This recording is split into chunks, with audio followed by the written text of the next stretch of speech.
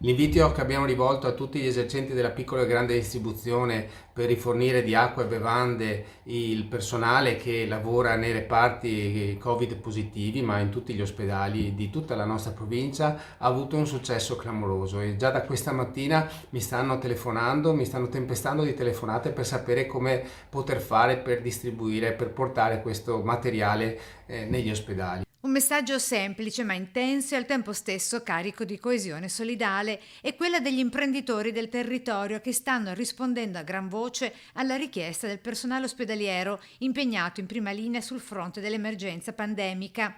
Medici, infermieri, operatori sociosanitari che dai reparti Covid-19 non riescono a muoversi nemmeno per prendere una giustificabile bottiglietta d'acqua o bevanda che sia. Nelle scorse ore la richiesta proprio dei nostri telegiornali e adesso la notizia di come l'appello sia stato raccolto, come riporta il referente Will della sanità veneziana. Sono piccoli grandi gesti di solidarietà che però in questa fase hanno un significato enorme, soprattutto per chi lavora in questi contesti ospedalieri in condizioni davvero critiche, credetemi. Perché quando il cuore batte non si vede ma si sente in guizzi inaspettati, momento per momento, dove il male paradossalmente offre anche una seconda storia fatta di comprensione e di trasformazione nella pienezza del tempo.